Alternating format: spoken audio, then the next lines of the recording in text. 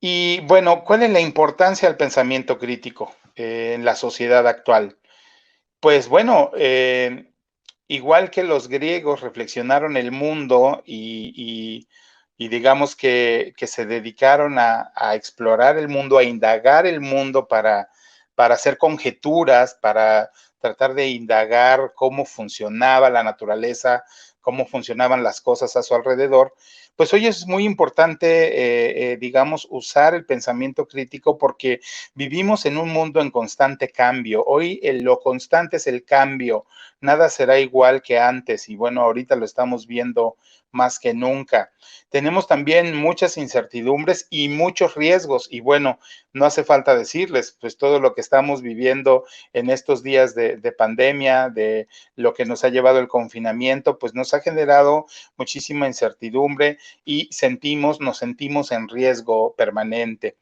Por el otro lado, dentro de los medios y dentro de todo el ambiente social, pues hay noticias falsas, hay rápida difusión de rumores sin fundamento, hay manipulación de información y también hay agresión. Y también la agresión viene de no tener un pensamiento crítico consolidado, porque cuando no hay argumentos, entonces surge la violencia. Y la violencia bajo ninguna perspectiva puede ser una forma de convivencia, ¿no? Tiene que haber siempre diálogo y lo que nos ha caracterizado a los humanos a lo largo de la historia es la capacidad de sobreponernos entonces a esa violencia que ha estado presente ciertamente a lo largo de toda la historia, pero que hoy tenemos que contenerla porque pareciera que hay intentos de revivirla. Necesitamos tomar decisiones informadas porque en ello va de por medio nuestra salud o nuestra integridad física y emocional. Necesitamos saber, ¿esto es conveniente para mí? ¿Bajo qué circunstancia es conveniente o no conveniente? ¿Debo o no debo usar cubreboca, por ejemplo, volviendo al tema de COVID? ¿Sí? ¿Me trae un beneficio? ¿Eso me ayuda o me perjudica? Tengo que tener un argumento claro del por qué me ayuda o no me ayuda el tomar cierta actitud o adherirme a cierta conducta, ¿sí? Sin una posición ideológica, porque ciertamente el pensamiento crítico también lleva ese componente, es ideológico, pero cuando se vuelve ideológico está muy cerca del fanatismo y el fanatismo no es conveniente por todo lo que hemos aprendido a lo largo de la historia, no es conveniente para ninguna sociedad. Y por el otro lado, las decisiones las tomamos a nivel individual, pero también a nivel colectivo. Es decir, estamos tomando decisiones que nos afectan a nuestra persona, pero también probablemente estamos tomando decisiones que afectan a nuestra familia o que afectan al grupo con el que estamos. ¿Sí? Y entonces nos debemos sentir responsables de las decisiones que tomamos, no solo por cómo nos afectan en lo personal, sino cómo nos afectan en lo social. ¿Sí? Y eso es bastante importante de considerar. Lo que decidimos o dejamos de decidir afecta a otros, impacta a otros. Y quienes tenemos un rol en la sociedad, sobre todo como educadores, debemos tenerlo siempre presentes. Estamos formando líderes que tienen que tener esa conciencia social de base. Y bueno, finalmente las sociedades democráticas como la que aspiramos construir, estamos en ese proceso, sí, se alimentan de la diversidad de ideas y de formas de concebir la realidad. Tenemos necesidad de argumentar y de defender posturas, y para todo eso es útil el pensamiento crítico. Vamos a la siguiente. Pero, ¿cómo definimos el pensamiento crítico? Bueno, yo me encontré una definición desde hace varios años que me parece bastante completa y es de la Fundación para el Pensamiento Crítico. Hay una Fundación para el Pensamiento Crítico que les invito a visitar. Tiene una serie de documentos en su página que vale mucho la pena leer. Y dice lo siguiente, dice, el pensamiento crítico es el proceso de analizar y evaluar el pensamiento con el propósito de mejorarlo. Es decir, el pensamiento crítico quiere mejorar el pensamiento en sí mismo, ir más allá de lo que hoy sabemos, de lo que conocemos. El pensamiento crítico presupone el conocimiento de las estructuras más básicas del pensamiento, es decir, los elementos del pensamiento, el raciocinio, la capacidad de análisis, la capacidad de síntesis, la capacidad de inferir, ¿sí?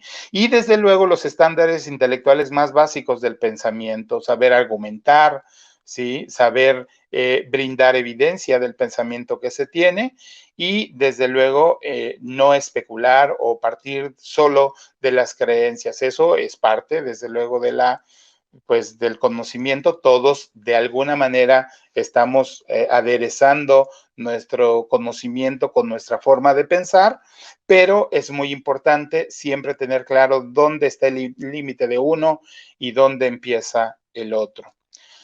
La clave para desencadenar el lado creativo del pensamiento crítico, es decir, la verdadera mejora del pensamiento, está en reestructurar el pensamiento. Aquel que tiene pensamiento crítico está reformulando, reestructurando de manera permanente, porque hoy más que nunca lo que ayer era verdad probablemente hoy no lo sea. Y tenemos que entonces tener apertura, estar abiertos al cambio, ¿sí? La siguiente, por favor. También añado aquí el pensamiento crítico y los estudiantes. Fíjense bien, dice, el pensamiento crítico enseña a los estudiantes a pensar arribando a conclusiones, defender posiciones en asuntos complejos, porque pues si hay asuntos que son de fácil disolución, de fácil apropiación, pues no es tanto el problema, asuntos lineales, tomar una decisión práctica, pero pensar fenómenos sistémicos requiere de ese pensamiento. Otra vez lo repito, ¿sí? Dice, a considerar una amplia gama de puntos de vista, analizar conceptos, teorías y explicaciones. El pensamiento crítico debe recurrir a lo ya conocido por los seres humanos, a las teorías, a las fórmulas, a lo que ya está validado por el conocimiento científico, ¿sí? Requiere de esa fuente primordial de conocimiento, ¿sí? Aclarar asuntos y conclusiones, resolver problemas, transferir ideas a nuevos contextos, a examinar suposiciones, a evaluar hechos supuestos, a explorar implicaciones y consecuencias y a cada vez más aceptar las contradicciones e inconsistencias de su propio pensamiento, es decir, todos tenemos esas contradicciones y a veces también esas inconsistencias en procesos que finalmente son los procesos metacognitivos. A todo eso ayuda el pensamiento crítico. Y finalmente, pues aquí lo resumimos en una frase, el pensamiento crítico es un conjunto de habilidades intelectuales, aptitudes y disposiciones. Lleva al dominio del contenido y a un aprendizaje profundo. Dejo ahí y hago énfasis.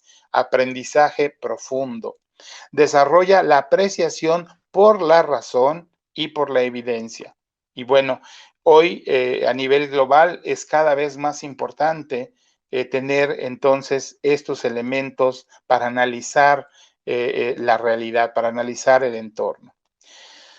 Y bueno, la clase se llama Cómo desarrollar esto en nuestros alumnos y quise poner algunos ejemplos que ojalá ustedes los encuentren interesantes porque el pensamiento crítico desde luego tiene que fomentarse desde una forma distinta de enseñar. Yo no voy a fomentar el pensamiento crítico si hago que mis estudiantes se aprendan de memoria una fórmula o se aprendan de memoria un concepto. Por ejemplo, en los niños pequeños, de qué es un ser vivo, que un ser vivo nace, crece, se reproduce y muere. Bueno, pues eso es interesante verlo, pero ¿qué tal si a mis estudiantes de preescolar o de los primeros años de la primaria les pregunto y les pongo la imagen o les llevo una planta y les pregunto, a ver, ¿una planta está viva? ¿Qué piensan ustedes?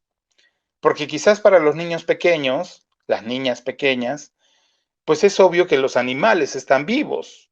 ¿Por qué? Porque se mueven, porque comen, porque demandan alimento, demandan cuidado, igual que ellos, y entonces, pues los animales es como más evidente que están vivos. Pero ¿cómo saber cuál es el pensamiento de los niños respecto a las plantas? ¿Las plantas están vivas? ¿Qué argumentan? ¿A qué referentes recurren? ¿Por qué piensan que están vivas? ¿Las han visto crecer? ¿Las han visto cambiar? ¿Las han visto morirse? ¿Sí? Y esa argumentación que dan los niños y las niñas, pues son las bases de ese propio digamos, pensar, del tener un elemento de análisis propio, no de otros, no lo que otros piensan, lo que yo pienso, lo que yo creo, lo que yo he visto. Y todo eso es base de un pensamiento crítico consolidado, sólido. Por lo tanto, yo entonces, si quiero desde estas edades promover el pensamiento crítico, pues no les doy una serie de conceptos ya elaborados a mis estudiantes, más bien les pongo evidencias, les pongo retos, les pongo una serie de situaciones donde ellos tengan que hacer explícito su pensamiento y argumentar y discutir y analizar desde una perspectiva más amplia el fenómeno que se estudia, ¿sí? Les pido que por favor me ayuden.